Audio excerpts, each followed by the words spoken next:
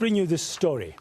The Property Practitioners Regulatory Authority Board has finalised its probe into the suspended CEO Mamodupi Mohlala. She's been on suspension following acts of wrongdoing relating to the flouting of procurement processes, irregular, fruitless and wasteful expenditure. So what is contained in this final report? Have the allegations against Mamodupi Mohlala been found to be true or being proven? Well, let's talk to the entity's board chairperson, Stephen Ngubeni. Mr. Ngubeni, good afternoon. Welcome to today and thank you very much for your time. So what have you found? What has the final forensic investigation report found?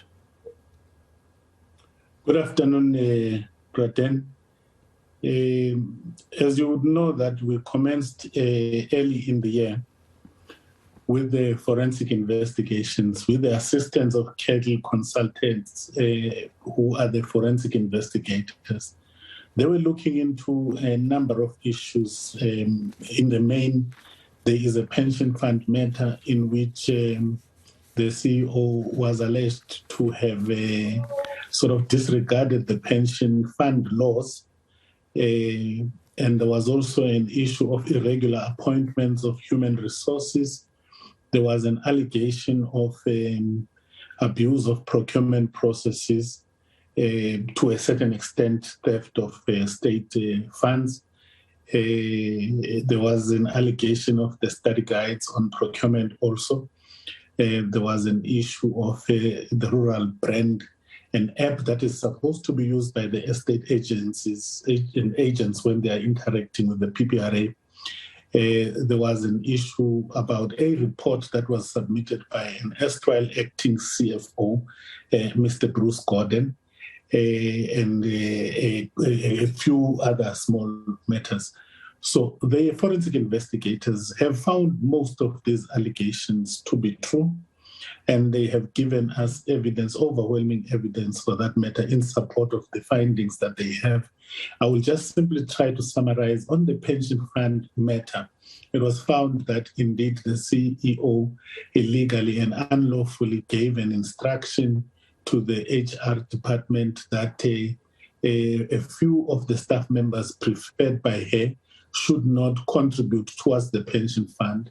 And this matter is made worse by the fact that the pension fund adjudicator presided over a dispute between the EAAB at the time and the pension fund institution, our pension fund group. And they found against the EAAB and the CEO.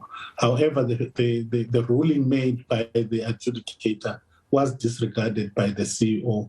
These people continued not to contribute to the fund, and eventually the institution, being the EAAB, now PPRA, had to fork out in the excess of 1.6 million at the instruction of the adjudicator to make up for the contributions that were missed. So she was found to be directly implicated on that issue. And there is also the issue of irregular appointments of quite a number of people, where interviews were not even held in some instances, where the fact that some of the people did not even meet the minimum requirements was disregarded, and those people were given serious positions. There are instances, for example, without mentioning the names of the people, because we are still dealing with the matter internally, there are instances where a person would claim to have an LLB, and when you ask for the copy of the LLB certificate, you don't get it. When you consult the university, no such an LLB was ever awarded to such a person. Interview processes totally flawed, totally disregarded. The policies of the organization themselves, insofar as the recruitment is concerned, were disregarded. There are instances where people can be traced to have worked with the CEO, Mamodupi Mohlala, in her previous employments. For example, in this instance, in the pension fund adjudicator, she would have worked with some of the people that she later employed, which was sort of alleged to be favoritism and nepotism of some sort. So there are detailed findings around those irregular appointments of people. On the Namibian delegation,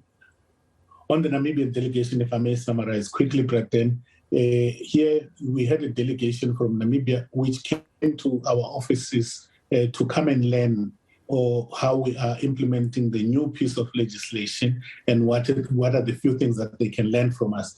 This was a delegation of 3 people, but the payments that were related to this visit, particularly catering, claims that there were 120 people. It is reported in the forensic report that, in fact, even though the delegates were 3 from Namibia, because of the food that was there on the floor, they ended up inviting some of the staff members that were in the building. So approximately 40 people really ate food that was not meant for them on the day, simply because somebody had an intention of conflating the bill. It sounds like there's a number of several serious findings against her. So what's going to happen now? She's currently been suspended. What are the next steps? What are the recommendations of this report? We have moved a step forward insofar as that is concerned. She is currently suspended. She is facing a disciplinary hearing. It has commenced against her. She has requested that the best forum for her to be heard for this disciplinary hearing to be conducted is the CCMA, which she prefers in terms of Section 188A. And we do not have a problem because our intention is not really to oppress or to suppress her, but our intention is to say, here are the allegations before you. Can you answer to these allegations and see if we can still continue working with you or not? So we're in the process of following the labor processes to deal with the allegations that are leveled against her. But she's not the only one that is implicated. There are other senior managers that are implicated. There are other junior staff members that are implicated. It is our resolution as the board to also subject them to a disciplinary hearing and to also take them through the disciplinary processes.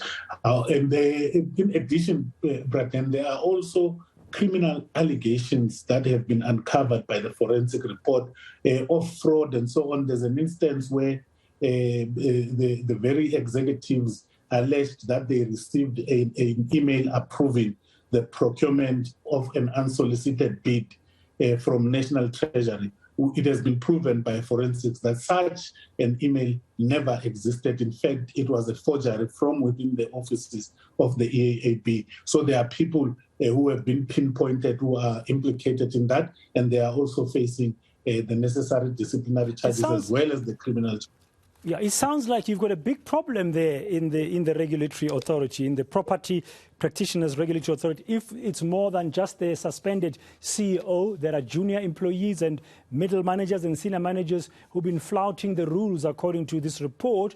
Should we anticipate a cleanup? Are you going to be following the disciplinary process? Are you going to be cleaning up the place to ensure good governance?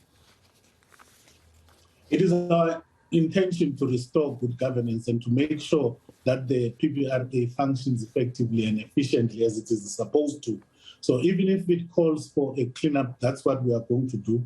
But at the moment, we are giving people the benefit of doubt, and we are going through the disciplinary processes, as I have said. And those that are found guilty, definitely they will meet the punishment that is befitting the transgressions that they have committed. So even if it comes to a point where there is a total cleanup, if that's what we need to do in the spirit of fighting corruption in government, of fighting corruption in the state, so that people of South Africa can begin to benefit what they are supposed to benefit and doesn't end up in the pockets of the people, that is exactly what we are going to do, even if it means that we clean in totality the people that are there in the organization. Very briefly, when will Ms. Mamodupi Mohlala's case be heard at the CCMA?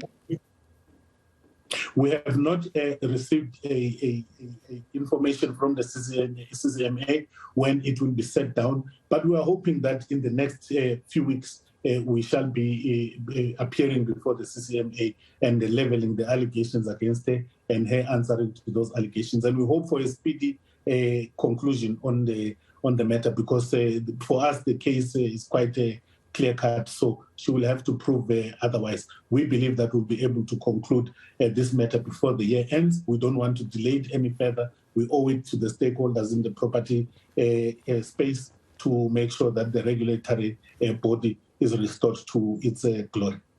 Okay, I think we're out of time there as well. Thank you very much. Mr. Stephen Ngubeni, Board Chairperson of the Property Practitioners Regulatory Authority, an update on the forensic investigation into the suspended CEO Mamodupi Mohlala, uncovering that not just her as the suspended CEO, a number of other employees of the property regulator are alleged to have been guilty of a number of misdemeanors, and there's disciplinary hearings that are going to be taking place against them as well.